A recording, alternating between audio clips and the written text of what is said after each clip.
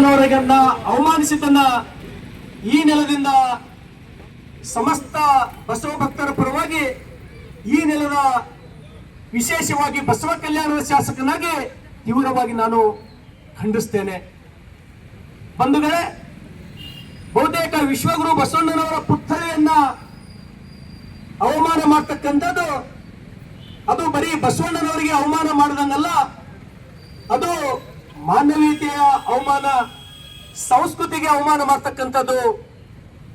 ಬಹುತೇಕ ಇಂಥ ಕಿಡಿಗೇಡಿಗಳಿಗೆ ಈ ನೆಲದ ಶಾಸಕನಾಗಿ ಆದಷ್ಟು ಶೀಘ್ರದಲ್ಲಿ, ಆದಷ್ಟು ಬೇಗನೆ ಯಾರು ಈ ತಪ್ಪು ಕೃತ್ಯವನ್ನು ಮಾಡಿದ್ದಾರೆ ಅವರನ್ನ ಕೂಡಲೇ ಅರೆಸ್ಟ್ ಮಾಡಿ ಕಾನೂನಿನ ಸೂಕ್ತ ಕ್ರಮ ಅವ್ರ ಮೇಲೆ ತಗೊಳ್ಬೇಕಂತ ಹೇಳಿ ಒಬ್ಬ ಜವಾಬ್ದಾರಿ ವ್ಯಕ್ತಿಯಾಗಿ ನಾನು ಈ ಸರ್ಕಾರದ ಗಮನಕ್ಕೆ ತರಲಿಕ್ಕೆ ಇಷ್ಟಪಡ್ತೇನೆ.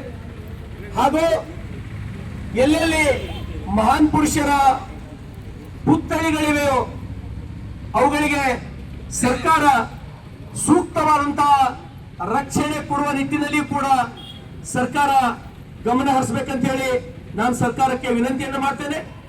ಒಂದು ವೇಳೆ ಬರ್ತಕ್ಕಂತ 24 ಅಥವಾ 48 ಗಂಟೆಗಳಲ್ಲಿ ಏನು ಗಾಡಿಗೆ ಕ್ರಾಸ್ನಲ್ಲಿ ನಡೆದಂತ ಈ ಕೆಟ್ಟ ಘಟನೆಯಲ್ಲಿ ಯಾರು ಭಾಗಿಯಾಗಿದ್ದಾರೋ ಅವರನ್ನ ಕೂಡಲೇ ಒಂದು ವೇಳೆ ತಾವು ಬಂಧಿಸುವಲ್ಲಿ ನಿರ್ಲಕ್ಷ್ಯ ವಹಿಸಿದರೆ, ನಿಷ್ಕಾಳಜಿ ವಹಿಸಿದರೆ ನಾವು ಬರ್ತಕ್ಕಂಥ ದಿನಮಾನಗಳಲ್ಲಿ ಇನ್ನೂ ಉಗ್ರವಾದ ಹೋರಾಟವನ್ನ ಮಾಡಬೇಕಾಗ್ತದೆ ಅಂತಕ್ಕಂಥದ್ದು ನಾವು ಎಚ್ಚರಿಕೆಯನ್ನು ಕೊಡ್ತೇವೆ. ವಿಶೇಷವಾಗಿ ಬಹಳಷ್ಟು ಮಹಾಪುರುಷರಿಗೆ ಅವಮಾನ ಆದಾಗ, ಮಹಾಪುರುಷರ ಪುತ್ಥಳಿಗಳಿಗೆ ಅವಮಾನ ಆಗಿದ್ದು ಇವತ್ತೇನು ಮೊದಲನೇದಲ್ಲ, ನಾವು ಬಹಳಷ್ಟು ಸಲ ನೋಡ್ತೀವಿ. ವಿಶೇಷವಾಗಿ ವಿಶ್ವಗುರು ಬಸವಣ್ಣನವರಿಗೆ ಅವಮಾನ ಮಾಡಿದಾಗ ಇವತ್ತು ನಾವು ಬಸವ ಭಕ್ತರು ಯಾವ ರೀತಿ ಪ್ರತಿಭಟನೆಯನ್ನು ಮಾಡ್ತಾ ಇದ್ದೀವಿ ಅಂದ್ರೆ, ಯಾರಿಗೂ ಕೂಡ ಒಬ್ಬ ಆಟೋ ಪ್ಯಾಸೆಂಜರ್ಗೂ ಕೂಡ ಇವತ್ತು ನಮ್ಮ ಪ್ರತಿಭಟನೆಯಿಂದ ಯಾರಿಗೂ ತಕ್ಲೀಫ್ ಆಗ್ತಾ ಇಲ್ಲ. ನಾವು ನೋಡ್ತೀವಿ ಯಾವ ರೀತಿ ಹೋರಾಟ ಮಾಡ್ತಾರೆ ಅಂತಕ್ಕಂಥದ್ದು. ಅಂದ್ರ ಬಸವ ಭಕ್ತರಂದ್ರೆ ಶಾಂತಿ ಪ್ರಿಯರು, ಹಾಗಂತ ಹೇಳಿ ನಾವೇನು ಹೇಳಿಗಳಲ್ಲ. ಅವಶ್ಯಕತೆ ಬಂದ್ರೆ ನಾವು ಎದಕ್ಕೆ ಬಿ ತಯಾರಿದ್ದೀವಿ ಅಂತಕ್ಕಂಥದ್ದು ನಾನು ಸರ್ಕಾರದ ಗಮನಕ್ಕೆ ನಾನು ತರಲಿಕ್ಕೆ ಇಷ್ಟಪಡ್ತೇನೆ.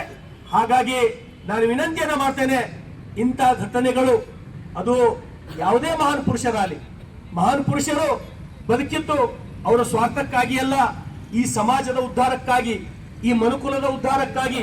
ಹಾಗಾಗಿ ಇಂಥ ಕೆಟ್ಟ ಘಟನೆಗಳು ಈ ನೆಲದಲ್ಲಿ, ವಿಶೇಷವಾಗಿ ವಿಶ್ವಗುರು ಬಸವಣ್ಣನವರ ನೆಲದಲ್ಲಿ ಮತ್ತೆಂದು ಮರುಕಳಿಸದೇ ಇರಲಿ ಅಂತ ಹೇಳಿ ನಾನು ಸರ್ಕಾರ ಎಚ್ಚರ ವಹಿಸಲಿ, ಆದಷ್ಟು ಕೂಡಲೇ ಸೂಕ್ತ ಕ್ರಮ ಕೈಗೊಳ್ಳಿ ಅಂತ ಹೇಳಿ ನಾನು ವಿನಂತಿಯನ್ನು ಮಾಡ್ತೇನೆ. ಧನ್ಯವಾದಗಳು.